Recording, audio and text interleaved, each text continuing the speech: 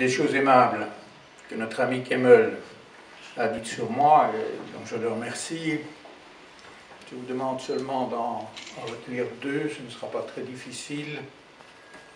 Ce ne sont pas des secrets, du moins à Liège. Je suis socialiste et je suis wallon. Et sans être le moins du monde pressé, j'espère bien mourir socialiste et mourir wallon.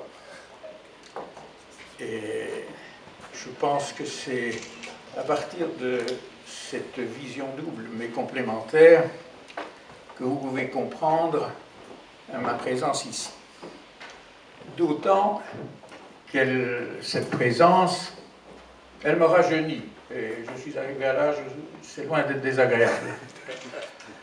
Elle me rajeunit parce que quand j'ai quitté le Parlement européen, c'est-à-dire en 2004, c'était alors la querelle, à travers l'Union européenne, de ce qu'on appelait la Constitution européenne, appellation non contrôlée, mais qui représentait un projet de traité extrêmement dangereux, qui a suscité beaucoup de controverses, et commencé un référendum en France auquel j'ai été appelé à participer en tant, non pas que député européen élu en Wallonie, mais en tant que député européen francophone. En effet, le génie politique qui était à l'époque le premier secrétaire du Parti socialiste français, un certain François Hollande, avait évidemment approuvé ce mauvais traité, et aux opposants à l'intérieur du Parti socialiste français, il avait dit que leur combat, s'il avait lieu, serait inutile et vain parce qu'il serait seul. Et s'il avait connu André Cosse, il aurait dit dramatiquement seul. Et dès lors, ce faisant, il a donné une prime aux francophones comme moi, parce que les socialistes français se sont ingéniés à amener des francophones, de préférence vivants. S'ils avaient pu nous cloner comme des Indiens en bois, ils nous auraient mis dans les meetings, mais en nous amenant vivants, c'est la preuve qu'effectivement, le grand maître pouvait de temps en temps avoir tort, ce qu'il a largement démontré depuis lors. À cette époque, j'ai accepté toutes les invitations, sauf celle du Front National, de raison que je n'ai pas expliquée, et je suis allé dans toutes les chapelles défendre les raisons que j'avais d'être hostile au projet qui nous était présenté. J'ai bien fait d'aller faire la campagne en France, parce qu'ici, la première émission de télévision sur le projet de traité a eu lieu après le vote du Sénat. C'est dire si la discussion publique a été nourrie de notre côté. Mais en France, ça a été vivant, et je vous dis ce que j'ai dit à d'autres, si je compte pour un millionième dans la victoire du non, alors j'en tire une légitime fierté. Et comme vous savez, dimanche, la question sera de savoir si les socialistes représentent 30%. Je ne vois pas pourquoi il faudrait attendre qu'on soit 18% ou 12% et demi pour dire que nous avons besoin de renfort. Et c'est en tout cas quelque chose que je ressens très fort et que je veux vous dire. J'en viens à la campagne électorale et à ce qu'elle n'a pas dit. Et on vous a raconté comment j'ai été coaché, le mot est à la mode, par José Fontaine pour produire une analyse qu'il a bien voulu publier.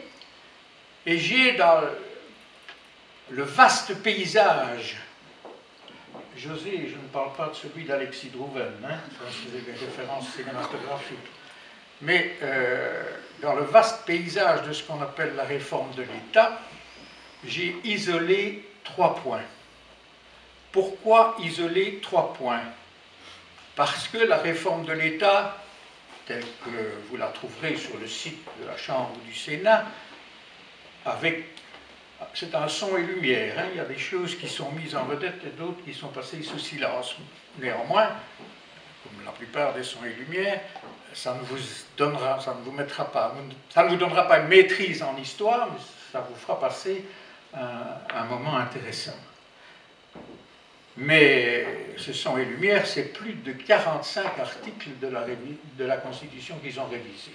Donc il est hors de question de faire une analyse raisonnable dans un temps qui le soit aussi. Et dès lors, j'ai choisi 3 choses. Quelque chose que vous ne trouverez pas sur le site des parlements belges, le traité budgétaire européen.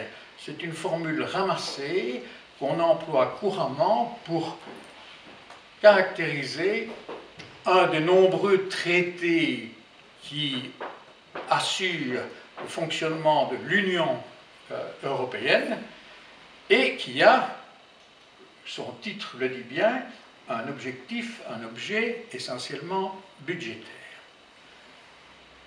Sans entrer le moins du monde dans des détails, je vais droit à l'essentiel.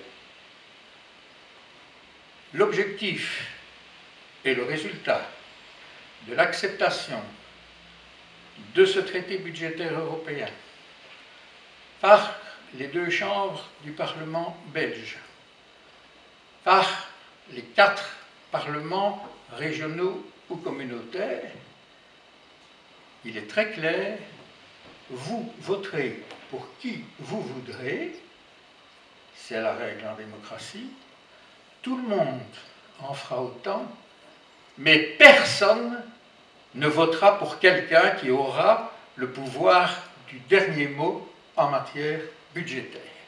Ni en Flandre, ni à Bruxelles, ni en Wallonie, ni dans les cantons de l'Est.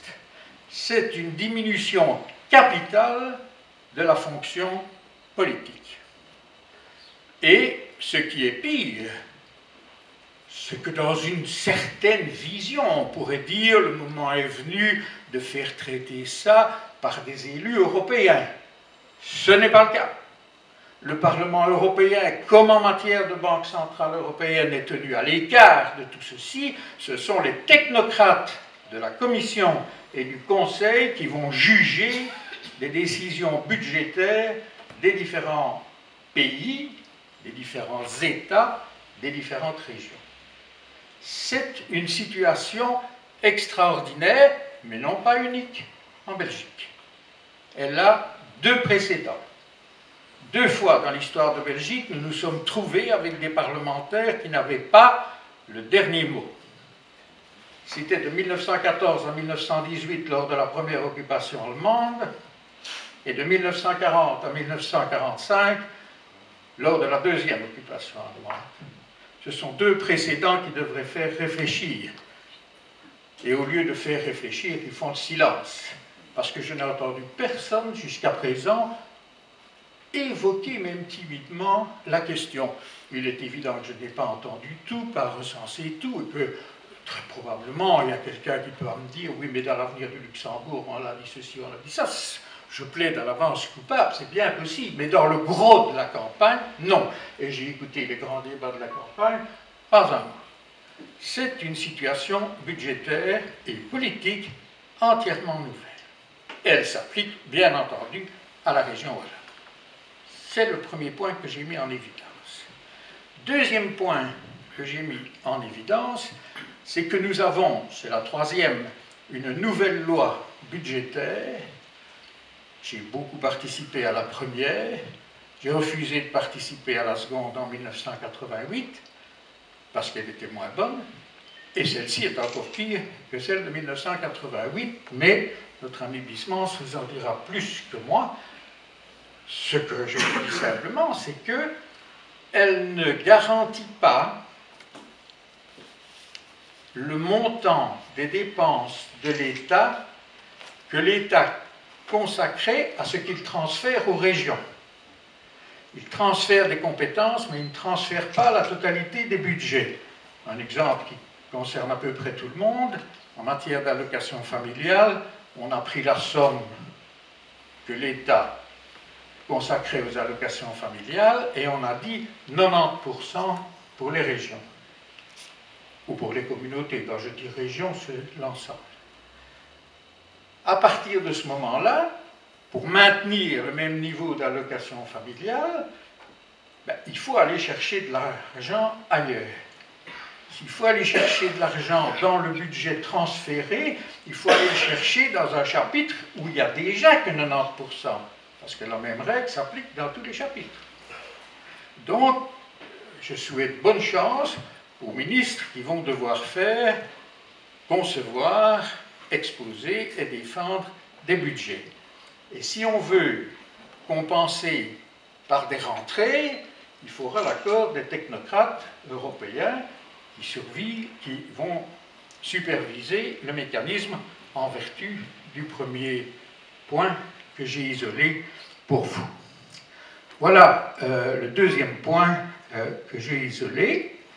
Le troisième point, c'est le fait que, là, on en parle un tout petit peu, parce que tout de même les gens ne sont pas aveugles, ils voient bien que pour la première fois, on n'est pas appelé à élire le Sénat. On a supprimé, non pas le Sénat, mais on a supprimé l'élection du Sénat. Première remarque, s'il n'est plus élu par nous tous, et s'il existe toujours, comment est-il fait? Il est fait par les partis. Les partis vont choisir, dans les assemblées régionales et communautaires, et surtout dans les assemblées régionales, les membres du Sénat. C'est une réforme qu'on avait déjà commencée en 1994. Mais en 1994, on avait maintenu une compétence législative, le fait de faire les lois, et politique, le contrôle du gouvernement, au Sénat, autrement composé que précédemment. Tellement qu'on avait créé un mécanisme qui permettait aux sénateurs, avec une certaine majorité, pour que ce ne soit pas 3 personnes qui appellent à discuter d'un sujet qui prendrait des semaines, donc il y avait une exigence de majorité qualifiée pour les spécialistes, eh bien, le Sénat pouvait évoquer un problème et à partir de là, il le traitait, à égalité avec la Chambre. Ça s'est fait depuis 1894, donc depuis 1994, donc depuis 10 ans, à peu près, mais ça a manifestement déplu à certains, parce que cette fois-ci, on ampute la compétence du Sénat et on retire la totalité du contrôle gouvernemental au Sénat et on ne lui laisse qu'une matière législative particulière, il s'appelle du reste la législation spéciale, bref, la législation sur les régions, sur les communautés. Elle est importante naturellement, mais ça veut dire qu'il n'y a plus 2 chambres en Belgique, il n'y en a plus qu'une. Voilà pourquoi, tout en étant socialiste, on peut avoir son mot à dire. Comme disait De Bune, dont je parlais tout à l'heure, avec la FGTB, j'ai mon mot à dire, disait-il, d'autant plus qu'il la présidait. Moi, je n'ai pas d'ambition sur la présidence de Bismans. Grâce à Bismans, j'ai mon mot à dire ce soir, et je vous remercie de l'avoir entendu.